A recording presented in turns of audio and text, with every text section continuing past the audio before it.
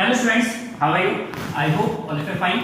Student, today we are going to discuss a new chapter number 6, that is work, energy and power. Work, energy and power discuss करते हैं आज, ठीक है? ठीक है, work, energy and power, इसमें work को स्टडी करना है, एनर्जी को स्टडी करना है एंड पावर की स्टडी करना है, ठीक है? तो सबसे पहला टॉपिक्स आता है वर्क, एनर्जी एंड पावर में, that is work. What is work? Work क्या है अकॉर्डिंग टू फिजिक्स, ठीक है? According to physics, normal language में अगर हम बात करें कि जैसे मैं आपको टीच कर रहा हूं, ये भी क्या है, नॉर्मल लैंग्वेज में वर्क है. आप स्टडी करते हैं, नॉर्मल लैंग्वेज में वर्क है. आप कोई भी चीज लिखते हैं, राइटिंग का काम कर रहे हैं, तो according to normal language it is work, ठीक है? अकॉर्डिंग टू अगर कोई भी कुली, अगर कोई भी सामान लेके, सर पे सामान लेके अगर कहीं जा रहा है, कहीं खड़ा है, ठीक है, तो नॉर्मल लैंग्वेज में वो क्या है, वर्क है. लेकिन अगर हम फिजिक्स के अकॉर्डिंग देखेंगे तो फिजिक्स के अकॉर्डिंग ये सारी जो मैंने आपको सिचुएशन बताया है, जिसमें से कहीं पे भी वर्क नहीं हो रहा है, तो इसका मतलब फिजिक्स के अकॉर्डिंग वर्क को कुछ दूसरी तरीके से डिफाइन किया गया. फिजिक्स के अकॉर्डिंग स्टडी करना या टीच करना या राइटिंग करना वर्क नहीं है. अगर आप कहीं ऑफिस में वर्क कर रहे हैं, बैठे बैठे, ठीक है, ऑफिस में आप कोई भी कंप्यूटर में वर्क कर रहे हैं, ठीक है, तो अकॉर्डिंग टू फिजिक्स वो भी आपका वर्क नहीं है. ठीक, फिजिक्स के अकॉर्डिंग वर्क क्या है? फिजिक्स कहता है कि अगर वर्क अगर हो रहा है तो उसके लिए दो चीज होना जरूरी है. अगर कोई बॉडी या कोई ऑब्जेक्ट अगर वर्क कर रहा है या उस ऑब्जेक्ट पे वर्क किया जा रहा है, तो उस केस में दो चीज होना जरूरी है. First is force and second is displacement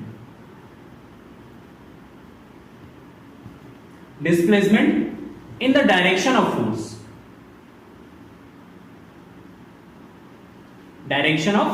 force.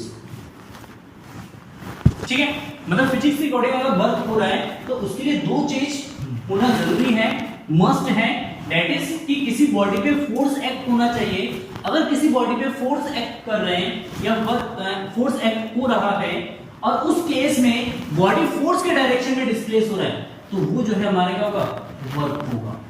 क्या होगा, वर्क होगा. Just like this, late us suppose किसी प्लेन पे जब एक बॉडी पे, late us suppose this is a block of mass m, इस पे एक फोर्स लगता है, इस डायरेक्शन में फोर्स लगाया और इसी डायरेक्शन में बॉडी जो है ए पोजीशन से वो डिस्प्लेस हो गया, कहां पे, बी पोजीशन पे चला गया. वो इस पोजीशन में, बी पोजीशन में, डिस्प्लेसमेंट यहां पे हुआ कितना, लेट अस सपोज s. अगर बॉडी फोर्स के डायरेक्शन में डिस्प्लेस हो रहा है तो इस कंडीशन में यहां पे वर्क होगा.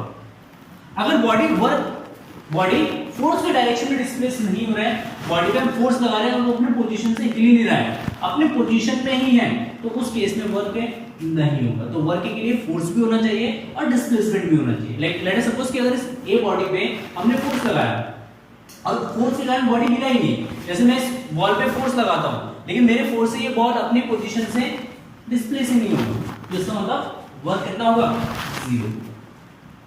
ठीक, या जब हम किसी बॉडी पे फोर्स लगाते हैं, सॉरी फोर्स नहीं लगा रहे हैं लेकिन बॉडी में डिस्प्लेसमेंट हो रहा है, just like this. Late us suppose कि कोई भी बॉडी एक यूनिफॉर्म मोशन में है, ये हमारा कैसा है, यूनिफॉर्म मोशन है, एक्सेलरेशन इसमें जीरो है, बॉडी यूनिफॉर्म वेलोसिटी से मूव कर रहा है, कांस्टेंट वेलोसिटी से मूव कर रहा है, इसमें एक्सेलरेशन जीरो है, इसमें फोर्स जीरो है, तो इस कंडीशन में भी वर्क डन जो है आपका कितना हो जाएगा, जीरो होगा. मतलब जब बॉडी मूव करेगा तो आगे ए से बी, बी से सी, किसी भी पोजीशन में जा सकता है, लेकिन इस सिचुएशन में अगर फोर्स नहीं है तो बॉडी पे कोई वर्क नहीं होगा.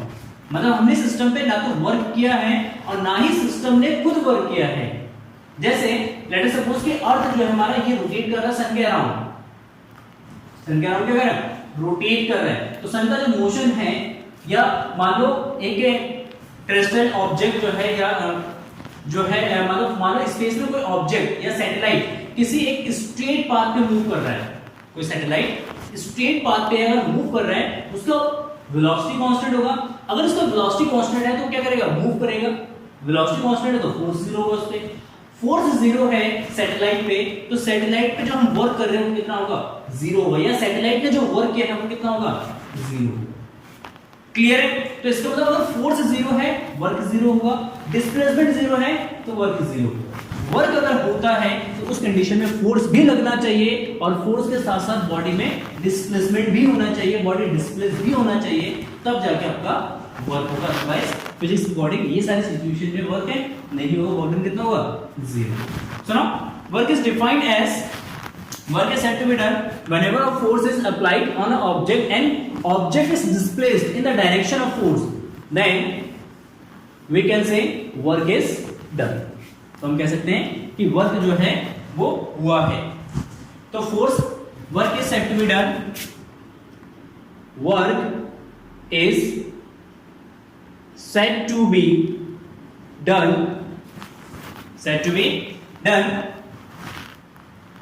is said to be done whenever a force act on it, whenever a force act on it and force पे act हो रहा है and the body displace in the direction of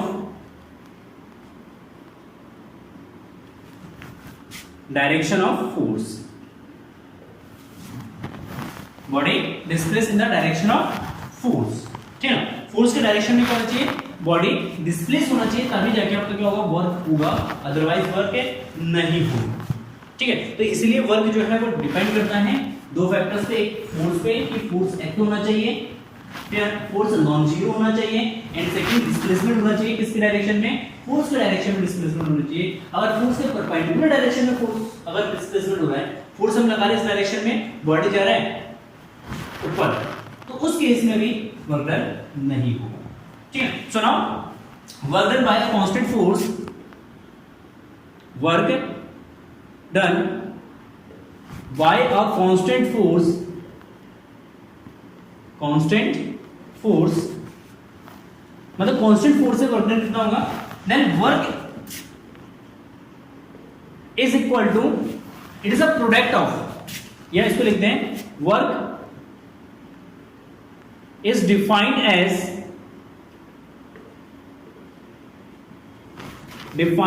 as the product of, या dot product of, ऐसे लिखते हैं product of force and displacement. Work is defined as the product of force and displacement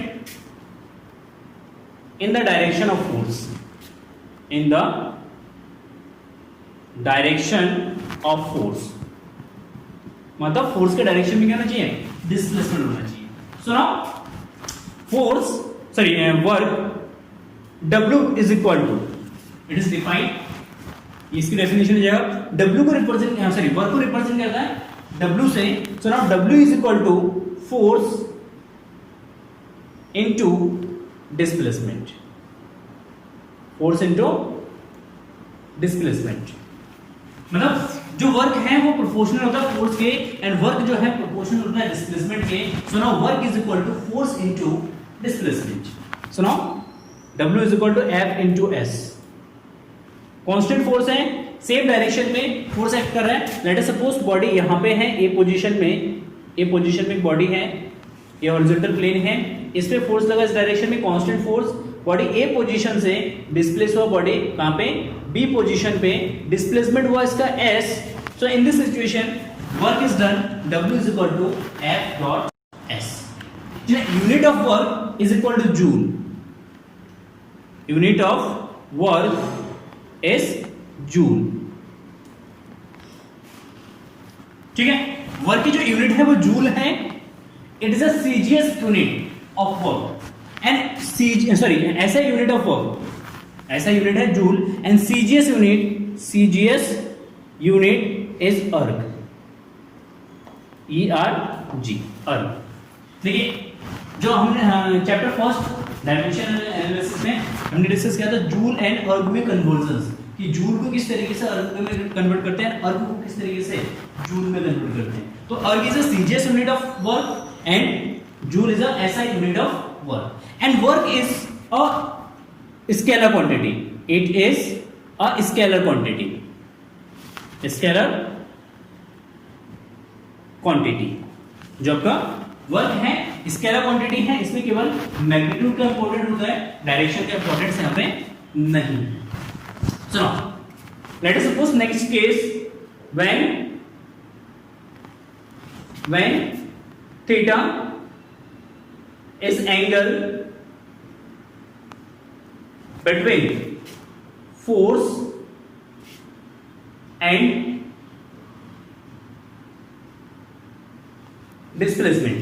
देखिए force and displacement के बीच में angle अगर कितना हो, थीटा हो, तो उस केस में वर्क डन कितना होगा। जैसे हम किसी पर्टिकुलर एंगल हॉरिजॉन्टल से थीटा एंगल पे किसी भी बॉडी को क्या करते हैं, पुल करते हैं। जैसे आपने देखा है कि जो ग्रास कटर होते हैं, तो ग्रास कटर को जब हम चलाते हैं तो उसको क्या करते हैं, हॉरिजॉन्टल से थीटा एंगल पे उसको पुल करते हैं, ठीक। तो जो रोलर है वो कहां जाता है, हॉरिजॉन्टल डायरेक्शन में आगे बढ़ता है। ऐसे ही आपने देखा होगा जो लगेज होते हैं, बैग्स होते हैं, ठीक, जिसमें व्हील्स लगे होते हैं, उसको क्या करते हैं, खींचते हैं, तो एक पर्टिकुलर एंगल हॉरिजॉन्टल से क्या करते हैं, पर्टिकुलर एंगल थीटा एंगल पे उसको क्या करते हैं, पुल करते हैं, और बैग जो है कहां जाता है, आगे की डायरेक्शन में मूव करता है। तो in this situation if theta is the angle between the force and displacement, then work done, let us say this is case, ये हमारा कोई भी ऑब्जेक्ट है, इस पे हॉरिजॉन्टल से थीटा एंगल पे फोर्स लगाते हैं, this is the horizontal direction, and horizontal से थीटा डायरेक्शन में थीटा एंगल पे फोर्स अप्लाई कर रहे हैं, और ये जो आपका बॉडी है वो कहां जाएगा, हॉरिजॉन्टल डायरेक्शन में मूव करेगा, डिस्प्लेसमेंट आपका इस डायरेक्शन में, हॉरिजॉन्टल डायरेक्शन में। So now in this situation how many work is done, या how much work is done, how much work is done. So now in this situation we can split the force into two components, one is horizontal component and second is vertical component. So now horizontal component is F cos theta and vertical component F sin theta. देखिए body कहां move करेगा, horizontal direction में, तो यहां पे जो horizontal direction में body move करेगा उसको डिस्प्लेस कौन कर रहा है, F cos theta। तो यहाँ पे वर्क जो होगा वो किस कंपोनेंट के कारण होगा, F cos थीटा कंपोनेंट के कारण होगा, F sin थीटा कंपोनेंट के कारण वर्क कितना होगा, 0 होगा। कितना वर्क होगा, क्योंकि बॉडी जो है कहां मूव करेगा, हॉरिजॉन्टल डायरेक्शन में मूव करेगा। सो now in this situation work is done, work W is equal to F cos theta into S. So now W is equal to F dot S cos theta, और इसको अगर vector form में लिखेंगे तो लिखेंगे F dot S, F dot S, क्योंकि dot product जो है इसमें डॉट प्रोडक्ट में cos थीटा आता है, यहाँ पे cos थीटा है, तो इसमें इन दोनों का क्या लिख सकते हैं हम, dot product. Is it clear? So now इस इक्वेशन से हम डिफाइन कर सकते हैं वर्क को, work is equal to the dot product of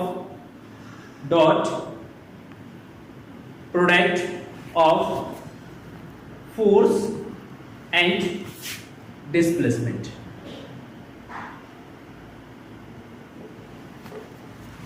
force and displacement, मतलब फोर्स एंड डिस्प्लेसमेंट का जो डॉट प्रोडक्ट है, डॉट प्रोडक्ट जो है वो वर्क के इक्वल होगा। If let us suppose if F is equal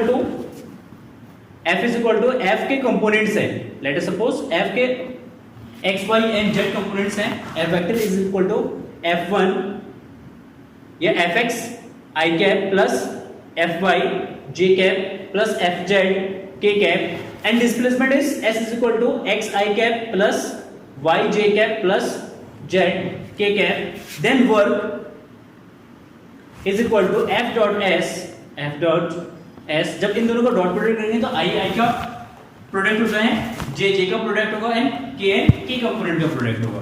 यहाँ पे fx into F X plus इन दोनों का प्रोडक्ट करेंगे तो y into F Y plus इन दोनों का प्रोडक्ट करेंगे तो z into F Z that is equal to work.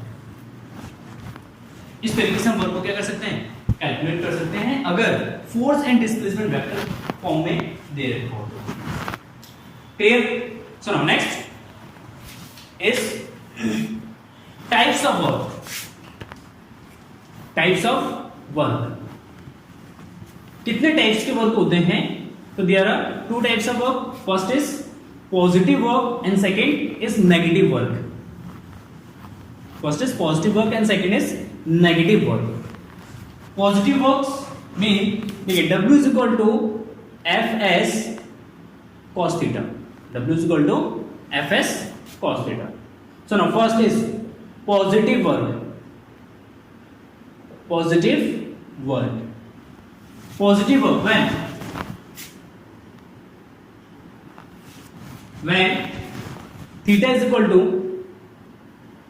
या theta is less than equal 90, जब थीटा का वैल्यू जो है 90 से लेस या 90 के इक्वल होगा, less than 90, less 90 sorry, theta is less 90, 90 से लेस होगा एंड ग्रेटर देन इक्वल 0।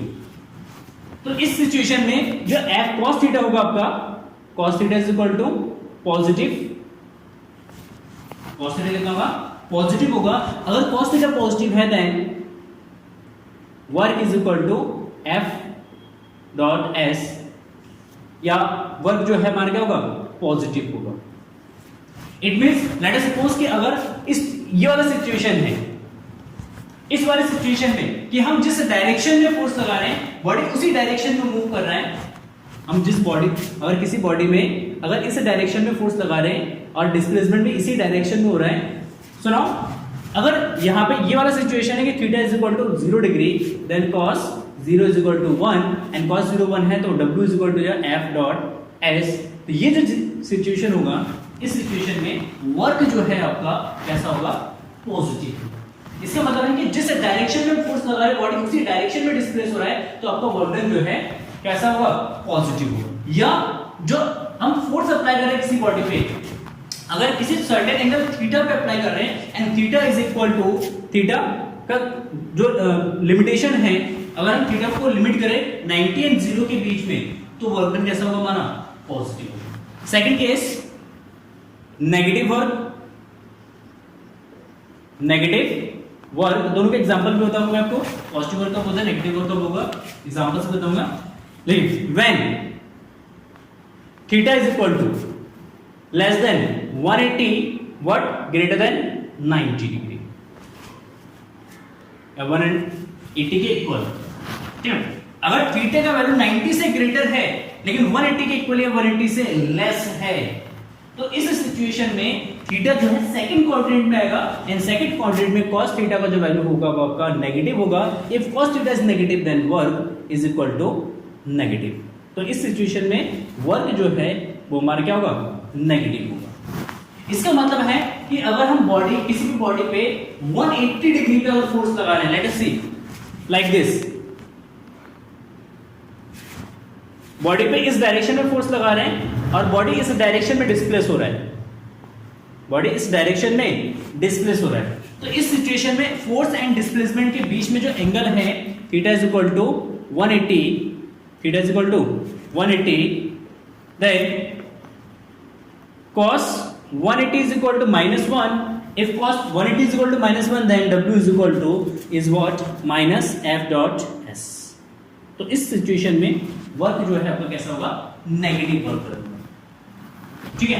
कैसा वर्क डन होगा, नेगेटिव। या ये सिचुएशन हो सकता है कि किसी बॉडी पे हमने फोर्स लगाया हॉरिजॉन्टल से इस डायरेक्शन में डिस्प्लेस हुआ, फोर्स लगाया हमने इस डायरेक्शन में तो इसका हॉरिजॉन्टल कंपोनेंट होगा that is f cos theta. तो यहाँ पे जो थीटा है ये वाला थीटा लेंगे हम, इसको कंसीडर करेंगे थीटा। तो थीटा यहाँ पे 90 से ग्रेटर है, अगर 90 से ग्रेटर हो जाएगा तो सिचुएशन में वर्क डन जो है हमारा कैसा होगा, नेगेटिव होगा। जैसे फॉर एग्जांपल अगर कोई भी बॉडी फ्री फॉल करता है, अगर कोई भी बॉडी फ्री फॉल करता है तो ग्रेविटी के थ्रू उस बॉडी पे जो वर्क डन होगा, क्योंकि ग्रेविटी उसको खींचेगा, बॉडी को उसी डायरेक्शन में आएगा, वर्क डन कैसा होगा, ग्रेविटी के उसमें जो वर्क है वो कैसा होगा, पॉजिटिव होगा। लेकिन जब किसी बॉडी को हम कहां फेंकते हैं, ऊपर फेंकते हैं, जब किसी बॉडी को थ्रो करेंगे ऊपर, तो बॉडी कहां, बॉडी का डिस्प्लेसमेंट कहां जाएगा, ऊपर। बॉडी पे जो ग्रेविटेशनल फोर्स होगा, लेट अस सी, बॉडी जाएगा ऊपर, डिस्प्लेसमेंट इस डायरेक्शन में होगा, लेकिन ग्रेविटी उसको नीचे खींचेगा mg फोर्स से, जब वो डाउनवर्ड डायरेक्शन में हो तो यहाँ पे एंगल कितना 180। So in this situation work is negative, work कैसा होगा, negative. So now let us say friction हम पढ़ चुके हैं, फ्रिक्शन का केस यहां पे यूज करते हैं। लेट अस से कि अगर यहां पे कोई बॉडी है, इस बॉडी पे हमने इस डायरेक्शन में फोर्स लगाया, तो इसमें फ्रिक्शन वर्क करेगा इस डायरेक्शन में, बॉडी इस डायरेक्शन में डिस्प्लेस हो रहा है, लेट अस सी।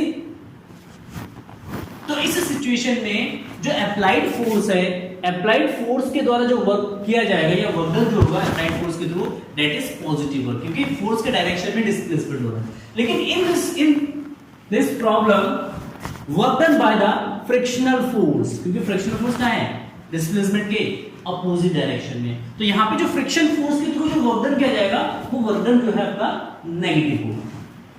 कैसा वर्क डन होगा, नेगेटिव वर्क डन। तो in this situation work done is negative. तो फ्रिक्शन फोर्स के द्वारा हमेशा वर्क डन कैसा होता है, नेगेटिव होता है। अगर किसी बॉडी को थ्रो करते हैं, उस केस में अगर ग्रेविटी उसको नीचे खींचे तो ग्रेविटी के द्वारा उस पे क्या क्या वर्क डन जो है वो भी आपका नेगेटिव होता है, ठीक है। और कुछ सिचुएशंस देखते हैं। अगर कोई भी बॉडी को हम क्या करते हैं, लिफ्ट करते हैं, उठाते हैं, तो उस केस में भी ग्रेविटी के द्वारा क्या होगा, जो वर्क डन होगा वो कैसा होगा, नेगेटिव। क्योंकि उसको हम जब लिफ्ट करेंगे तो बॉडी का डिस्प्लेसमेंट क्या होगा, ऊपर, ग्रेविटी उसको कहां खींचेगा, नीचे।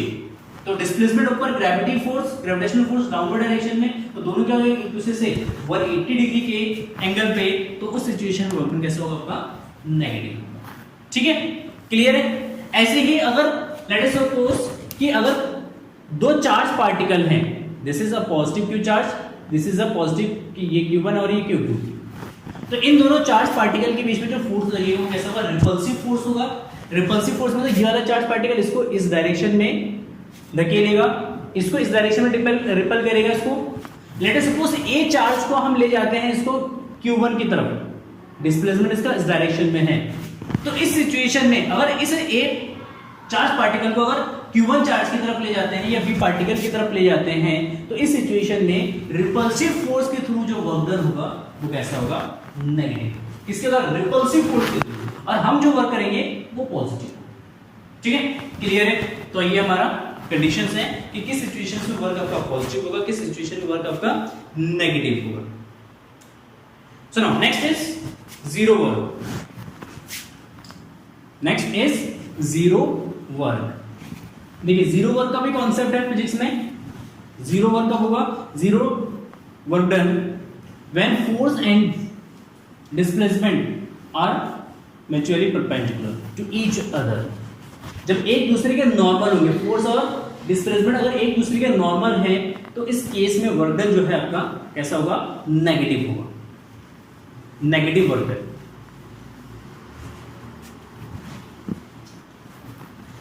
So now let us see zero work.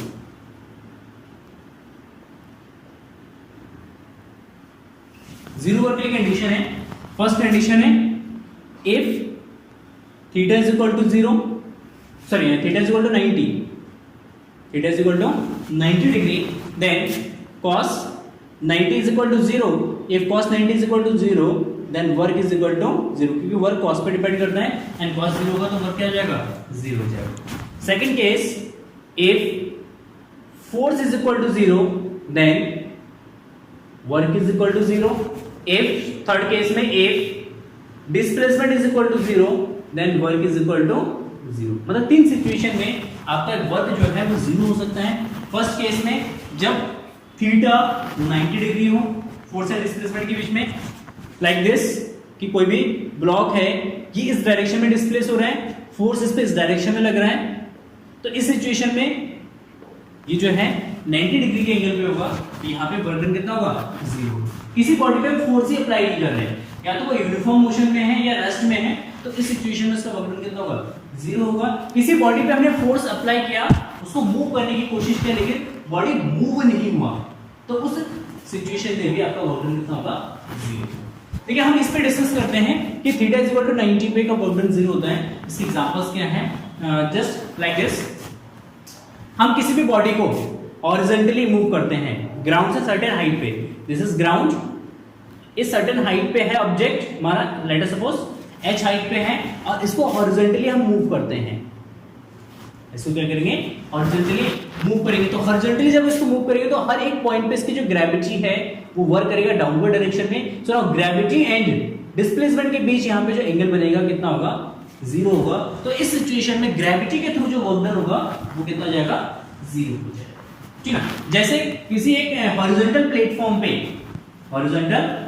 पे कोई पुली अपने सर पे कुछ सामान लेके वो चल रहा है, सामान लेके कहां जा रहा है? चल रहा है। तो उस सिचुएशन में भी वर्क डन कितना होगा 0, क्योंकि जब पुली के सर पे सामान होगा तो पुली क्या करेगा, उस पे फोर्स कहां लगेगा?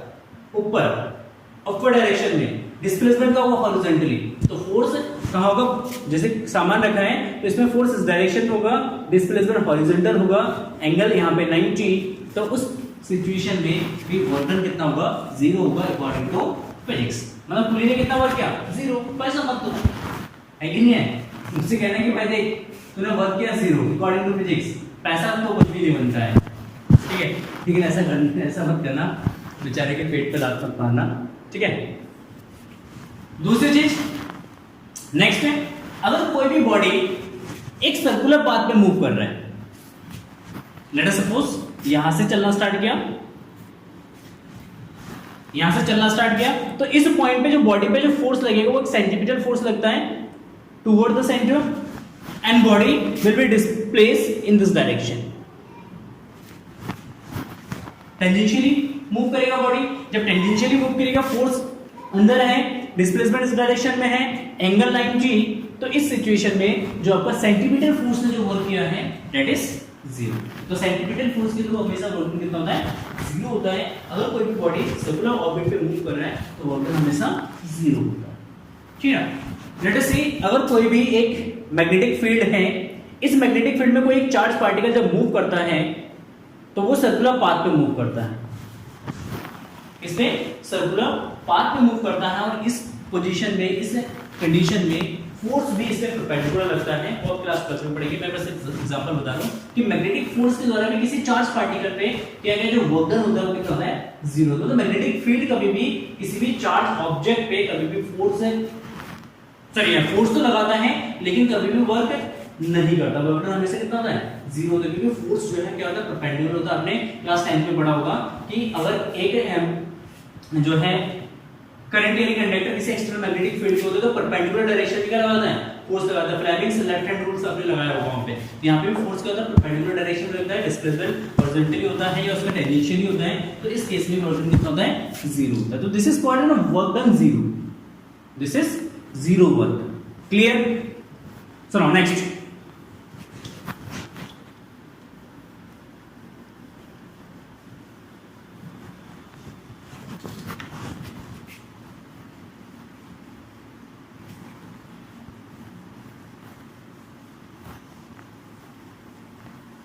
work done by the variable force, work done by the variable force।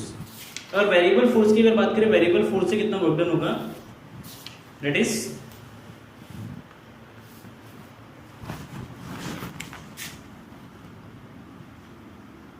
Work done by the variable force. Variable force के द्वारा कितना वर्क डन होगा, वेरिएबल फोर्स कितना वर्क करेगा उसके बारे में डिस्कस करते हैं। सो ना variable force means a force which can change with time, ठीक है, या with coordinate axis.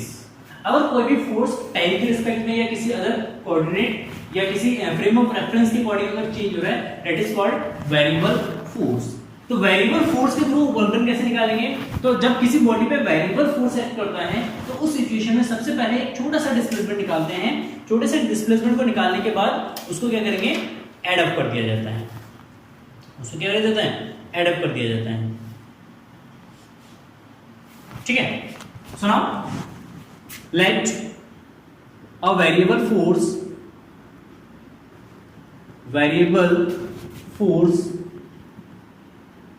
act on a body, variable force act on a body,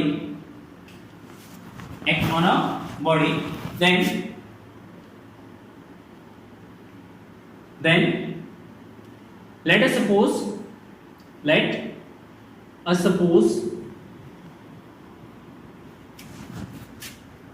it initially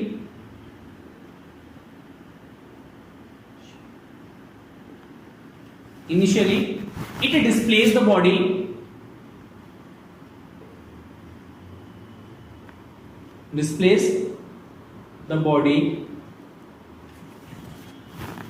let us suppose initially it displays the body at dx displacement.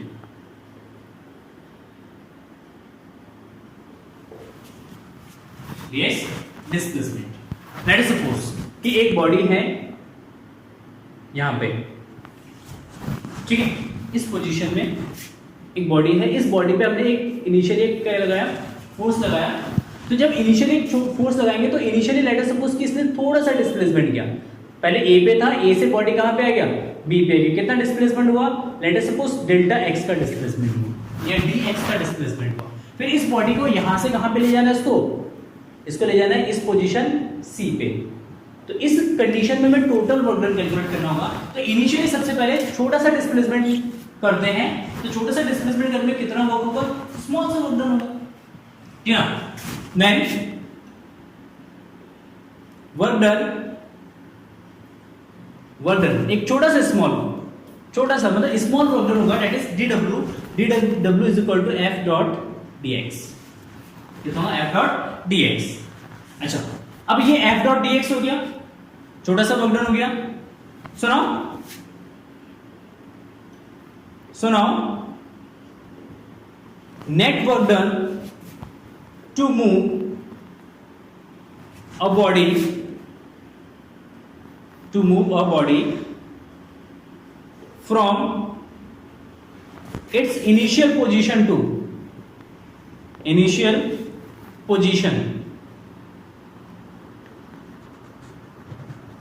Late us suppose x is equal to x1। इसका initial position x is equal to क्या है? x1 है।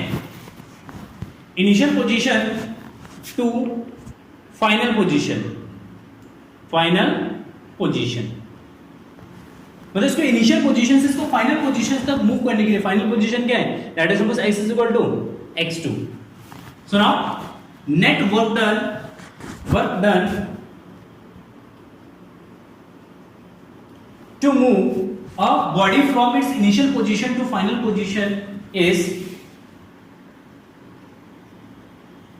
equal to देखिए, अब ये जो छोटा सा वर्क डन है, छोटे से वर्क डन से टोटल नेट वर्क डन निकालने के लिए हम क्या करेंगे? इस इक्वेशंस को इंटीग्रेट करेंगे इन बोथ साइड इसको इंटीग्रेट करेंगे with limit x1 to x2। तो यहां पे जाएगा integration of dw is equal to integration of f dot dx with limit x1 and x2। ये इसका इनिशियल लिमिट हो जाएगा, ये इसका फाइनल लिमिट हो जाएगा। तो यहाँ से w is equal to हो जाएगा w is equal to integration of x1 to x2 f dot dx। तो अगर फोर्स वेरिएबल है तो वेरिएबल फोर्स जब भी वर्क कैलकुलेट करना होगा तो हम इसे क्या करते हैं? स्मॉल सा वर्क डन कैलकुलेट करते हैं। स्मॉल वर्क डन कैलकुलेट करने के बाद नेट वर्क डन कैलकुलेट करने के लिए हम क्या करेंगे? विद लिमिट मतलब इनिशियल एंड फाइनल लिमिट के बीच में उसको क्या करेंगे? इंटीग्रेट करेंगे। तो in this situation we get net work done. यहां पे हमारे क्या जाएगा? नेट वर्क डन हो जाएगा। इसमें वेक्टर लगा देना, वेक्टर फॉर्म में लिखना डॉट प्रोडक्ट में, ठीक है, f डॉट dx। क्लियर? अगर लेट अस सपोज कि अगर हम एक ग्राफ ड्रॉ करते हैं किसके रिस्पेक्ट में? एक्स एंड एफ के रिस्पेक्ट में फोर्स एंड डिस्प्लेसमेंट के ग्राफ ड्रॉ करते हैं। कोई भी एक ऑर्बिटरी ग्राफ आता है, लेट्स सपोज ये ऑर्बिटरी ग्राफ आ रहा है, तो इस ग्राफ के अंदर जो एरिया होगा, इस ग्राफ के अंदर तो ये जो एरिया होगा, ये एरिया आपका रिप्रेजेंट करेगा, एरिया जो रिप्रेजेंट करेगा वो किसको रिप्रेजेंट करेगा, वर्क को रिप्रेजेंट करेगा। मतलब Vx ग्राफ में जो एरिया होता है, Vx ग्राफ का जो एरिया है वो हमेशा किसको रिप्रेजेंट करेगा, वर्क को ही रिप्रेजेंट करेगा। किसको रिप्रेजेंट करेगा, वर्क को रिप्रेजेंट करेगा। ठीक है, तो area under the Vx graph, area under the force displacement graph is equal to work. ठीक है, किसके इक्वल होगा, वर्क के इक्वल होगा। तो आई होप वर्क के कॉन्सेप्ट आपको समझ में आ गए होंगे। And let us see 1-2 numericals which is based on work and कल जो है हम डिस्कस करेंगे एनर्जी के बारे में।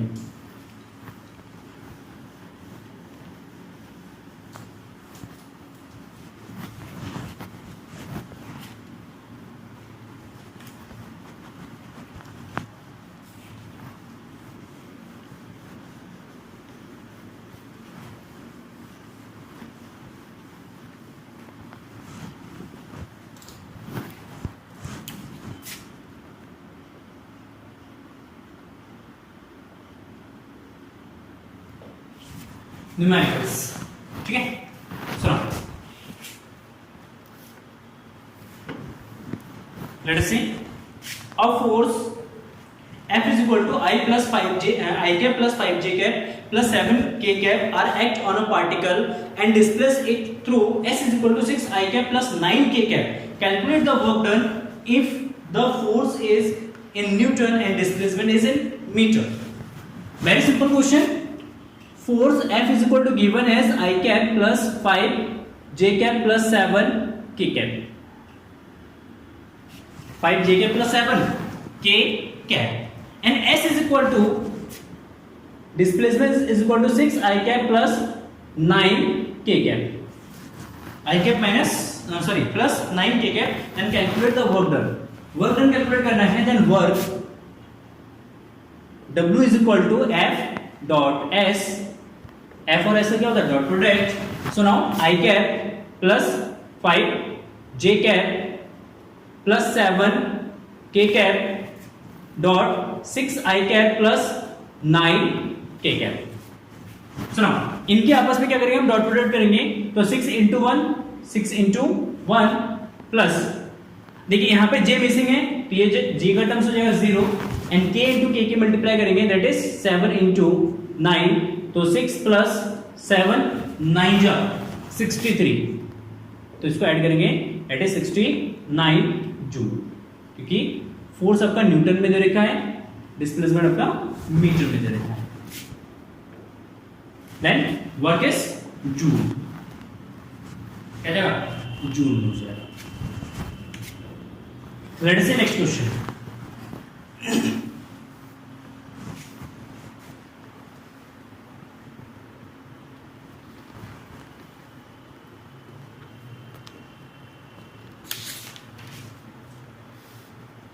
Question number second.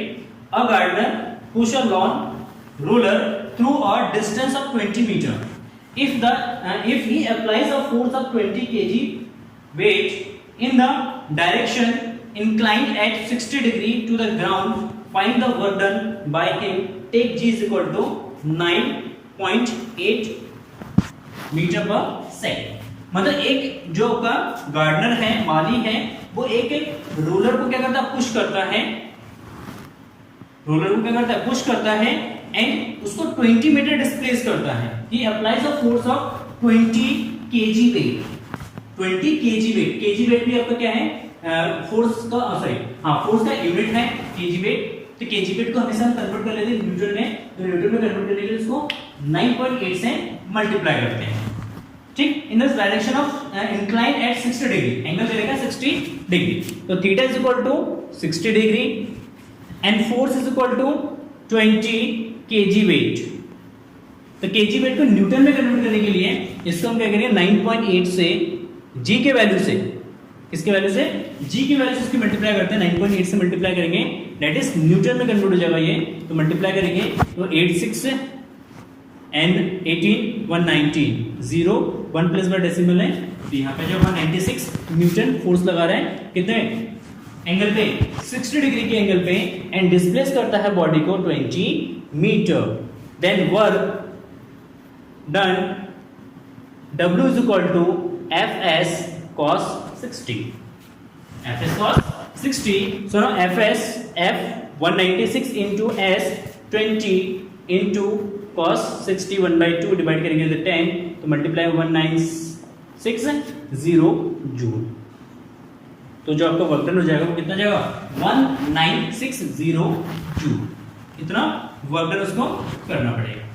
ठीक, सुनो next question, question number third. Question number third, a person is holding a bucket by applying a force of 10 Newton. He moves a horizontal distance of 5 meter and then climb up a vertical distance of 10 meter. Find the total work done by the him. देखिए, a person is holding a bucket by applying a force of 10 Newton. 10 Newton के force को apply करके वो क्या करता है, उस bucket को होल्ड करके रखा है, and he moves horizontally distance by 5 metre. वो क्या करता है 5 मीटर डिस्टेंस हॉरिजॉन्टली मूव करता है, and then climb up a vertical distance of 10 metre, और उसके बाद क्लाइंब करता है मतलब चढ़ता है 10 metre in a vertical distance, vertical direction में डिस्प्लेसमेंट है। तो यहाँ पे टोटल वर्क डन कैलकुलेट करना है। सो नाउ लेट अस सी कि एक बकेट है,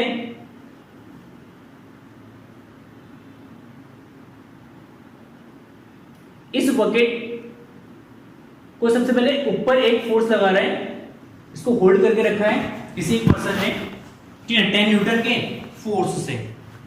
ठीक, उसके बाद वो हॉरिजॉन्टली मूव करता है 5 मीटर, हॉरिजॉन्टली जाता है 5 मीटर, हॉरिजॉन्टली जाने के बाद फिर वो वर्टिकली जाता है 10 मीटर, हॉरिजॉन्टली जाने के बाद कहाँ जाता है, वर्टिकल जाता है 10 मीटर। तो इस पूरी प्रोसेस में वर्क डन कैलकुलेट करना है। ठीक है, तो टोटल वर्क डन, देखिए सिंपल सा हम वर्क कैलकुलेट करते हैं, total work done W is equal to W horizontal plus W vertical, मतलब हॉरिजॉन्टल डायरेक्शन में कितना वर्क हुआ प्लस वर्टिकल डायरेक्शन में कितना वर्क हुआ। देखिए हॉरिजॉन्टल डायरेक्शन में अगर वो वर्क कर रहे हैं, that is Fs cos Fs H लिख दिया हॉरिजॉन्टल डायरेक्शन में displacement, and cos θ1 plus vertical में फोर्स उतना ही लगेगा, फोर्स चेंज नहीं हो रहा है, force SV into cos θ2। Fs cos θ होता है ना, तो Fs cos θ। देखिए θ1 डिस्प्लेसमेंट इस डायरेक्शन, फोर्स इस डायरेक्शन, तो यहाँ पे एंगल कितना होगा 90 डिग्री।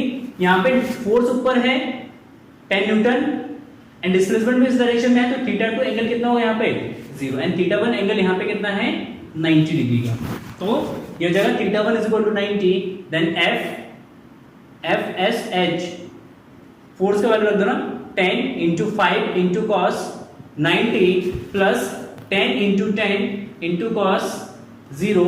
देखिए cos 90 का वैल्यू 0, तो ये वाला टर्म से जाएगा हमारा 0, and 10 into 10 that is 100 Newton, और cos 0 का वैल्यू कितना जाएगा 1, सॉरी न्यूटन नहीं, वर्क है जूल में होगा। ठीक, तो इस प्रोसेस में उस पर्सन को कितना वर्क करना पड़ेगा, that is 20 joule. Is it clear? This a very simple question, बहुत ही अच्छा क्वेश्चन है। तो टोटल इसको 100 जूल वर्क करना पड़ेगा। ठीक, सुनो, thank you for watching this video, have a nice day, bye bye.